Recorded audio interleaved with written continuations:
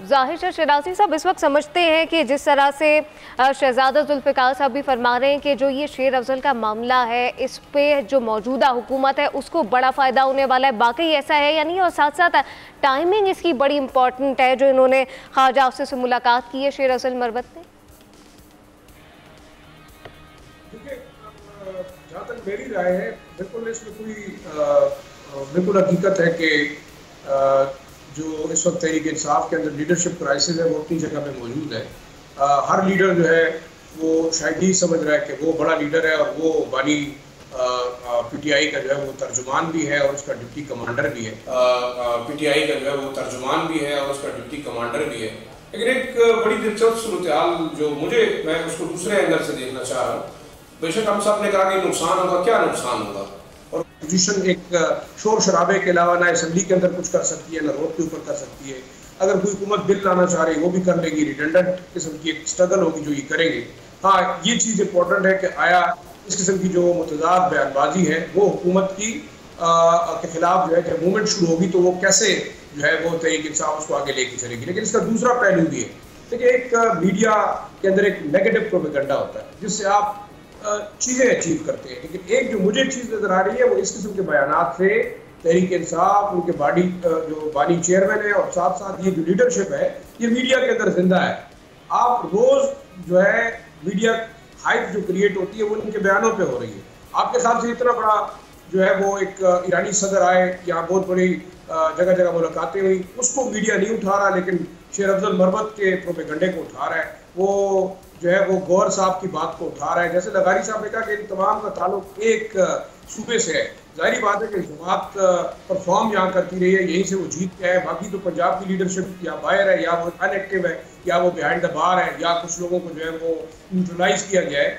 जो इम्पोर्टेंट चीज़ है वो ये है कि आया हुकूमत इनके इस प्रोपेगेंडे को इतना सीरियसली क्यों ले रही है और मीडिया क्यों सीरियसली ले रहा है। मैं तो ये समझता हूँ कि एक एंगल अपनी जगह पे कि पार्टी जो है वो अंदरूनी इख्तिलाफ़ात का शिकार है, लेकिन दूसरी तरफ एज यूजुअल मीडिया स्ट्रेटजी बड़ी इफेक्टिव नजर आ रही है कि वो all the time in headlines है, चाहे वो मरवत की शक्ल में है, चाहे वो गौर की शक्ल में, चाहे वो जो है वो जो साबिक गवर्नर है उनकी शक्ल में। लेकिन मेरे ख्याल में वो असर्ट कर रहे हैं और ये हुकूमत की नर्व्स के ऊपर चाहे पॉजिटिव है नेगेटिव है 24 घंटे के लिए सवार है। ये बड़ा मेरे ख्याल में तहरीक इंसाफ यहाँ मैं समझता हूँ कि बड़ा इफेक्टिवली इस टूल को यूज कर रहे हैं। हो सकता है कि ये मुतज़ाद बयानबाजी जो है ये वाकई उनकी स्ट्रेटजी का एक हिस्सा हो, और लेकिन दूसरी तरफ जो हुकूमत है मैं नहीं समझता कि हुकूमत इनकी इस मुखालिफ बयानबाजी से कोई फ़ायदा उठा सकती है, ना तो असेंबली के अंदर ना असेंबली से बाहर। आज सिर्फ मीडिया पे खुश होने के लिए काफ़ी है कि जी इनके इख्तिलाफात हैं, आपस में लड़ रहे हैं, लीडरशिप क्राइसिस है। लेकिन जब मूवमेंट का वक्त आएगा मेरे ख्याल में वहाँ मैं नहीं समझता कि कोई ऐसा इख्तिलाफ होगा जब ये लोग कोई स्ट्रगल लॉन्च करते हैं या और एक बात करूँगा या कोई जी एहतशाम साहब, मैं देखिए एक जुमला ऐड करूँगा। जायशा बड़ी अच्छी बातें कर रहे हैं। देखिए सवाल यह है कि इस वक्त जो परसेप्शन है ना इतनी तेज़ी के साथ पीटीआई का ख़राब हो रहा है, और ख़ास तौर पे आपने देखा कि ये आपने ज़िमनी इंतखाबात के बाद तो सूरत हाल है कि लोग घरों से नहीं निकले बाहर, एक। और दूसरी बात यह है कि भी अगर आप इस तरह लड़ते रहे, सियासतदान एक तरफ खड़े हैं और वकला एक तरफ खड़े हैं, उनमें भी इख्तलाफात इस तरह हैं कि बानी पीटीआई के कान में कुछ और बताते हैं, वो उनको कुछ और बताते हैं। कुछ लोगों का ख्याल है बानी पीटीआई यही चाहते हैं कि इनके अंदर झगड़े चलते रहें और लीडरशिप जारी रहे बरकरार। जी, लेकिन यकीनी तौर पर वाज़ेह तौर पर ऐसे ही लगता है कि जो पीटीआई की क़यादत है वो किसी तरह से एक पेज पर नहीं है। जी शहनाज़ी साहब कंटिन्यू कीजिएगा। मैं ये कह रहा था कि देखिए जो शाम साहब बात करें, देखिए पार्टीज के अंदर गेम हो रही है। अब ये मुझे बताया राना सनाउल्ला, जावेद लतीफ़ और इस तरह के दूसरे जो लीडर्स हैं वो कौन सी लाइन टो कर रहे हैं। मेरे ख्याल में देखिए ये जो पार्टी स्ट्रेटेजी है मुझे लगता है अब इस वक्त पीएमएलएन भी डबल गेम खेल रही है। एक तरफ हुकूमत में भी है, एक तरफ उसकी आधी पार्टी लीडरशिप जो है वो क्रिटिसाइज भी कर रहे हैं। तो मैं ये समझता हूँ देखिए मे बी एक पार्ट ऑफ द स्ट्रेटेजी। और दूसरा इंपॉर्टेंट चीज ये कि कोई नुकसान हो नहीं रहा।